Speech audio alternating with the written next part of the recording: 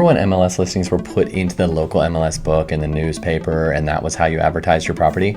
Yeah, I don't either. I was born into this industry where the only way people see your listings and want to actually look at your listing is first looking online. And if the photography and videography you get is not working, then you risk losing potential buyers for your client's property. It's no longer the drive-by the buyer does or the in-person showing where people get their initial impression. It's the photography and the videography that you put online. But what is it, and what should you look to spend to get good photography and videography?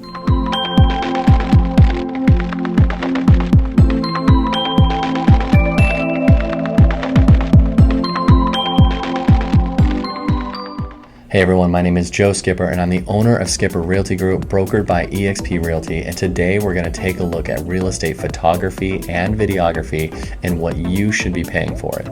In this market, we are all trying to figure out where our money is being spent and where it shouldn't be spent, and marketing photography is one of the biggest costs that we incur on a sale and just in general.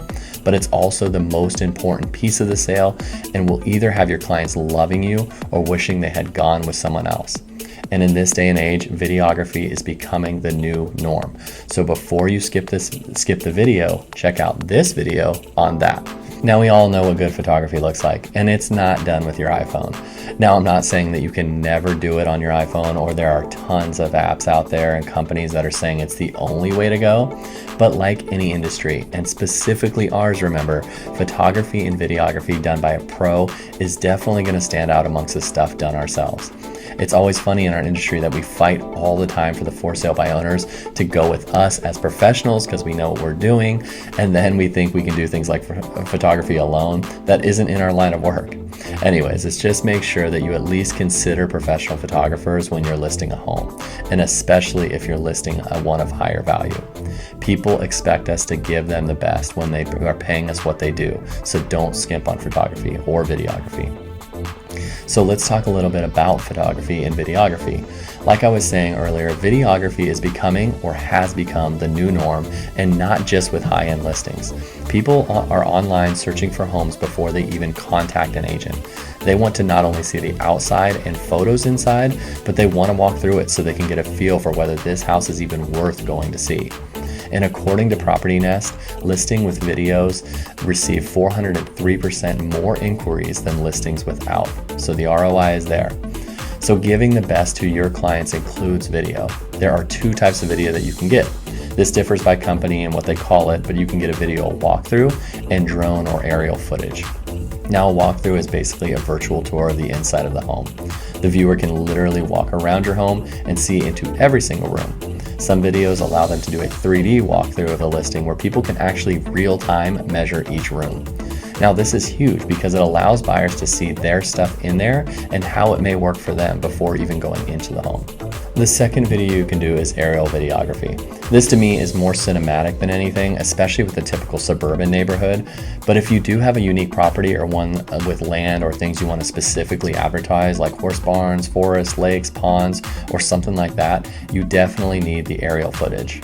Now what this is a drone that goes up and films your listings and gives all sorts of angles and video shots that you just can't get on the ground.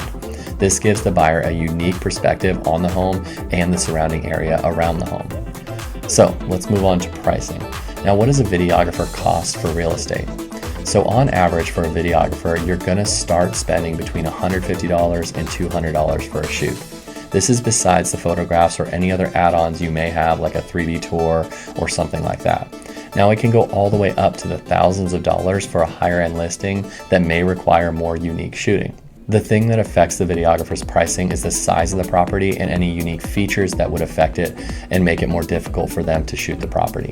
Also, if you want to be in the video and do your own personal tour for buyers or not, most photographers that I work with will have a video and photo package to put it all together and sometimes make it a bit cheaper overall. And generally it takes about 1 to 3 hours depending on your specific place.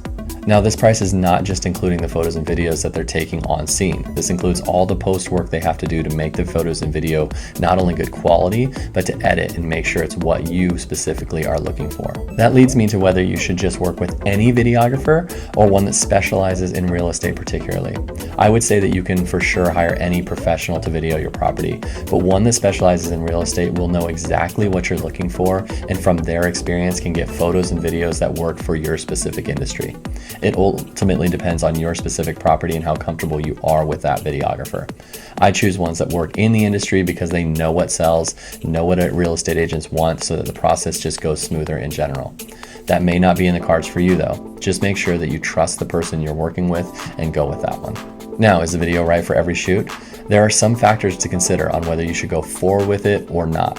Now, one thing that I look at is what is going on with the listings around the one you're going to list. If every other listing has videos, then it would make sense and be something to seriously consider doing for yours. Now, if the property doesn't lend itself well to a video, like has the interstate right beside it, or things that are in the home that may be a little bit quirky and you may not want to show off, you may decide to hold off on video. Another thing to consider is the area you work in and your brand. I live in an area that is generally higher end listings, so it's almost expected to have some sort of video and aerial footage of the home. And I almost always do it for my listings. Maybe you are in an area that doesn't do them at all. In that case, I would consider doing it in that area so to stand out amongst the others. The ROI on videography is, to me, there. I know it's never fun to have that large upfront cost for photos and video, but if it means you're going to sell the home faster and for more money for your client and in turn you, then it's worth it. Ultimately, it is up to you, your brand, the reputation you want to have, and the listing you're selling to determine if video is worth it.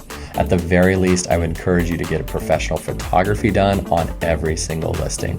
The only way you're standing out in this world with your listings is photography and videography. As to video, factor in all the things we talked about to see if it's something you want to start incorporating in some or all of your listings. Now, you always want to be ahead of the game and stand out to not only your clients, but the future buyers that are looking at your listing. Now, if you guys need to talk to me or just have any random questions in general about real estate and how to step up your game, give me a call and we can talk about those specifically. And don't forget to like and subscribe this video and my page to stay up to date with the latest tools, techniques, and tips for real estate agents in today's market. Thanks, guys.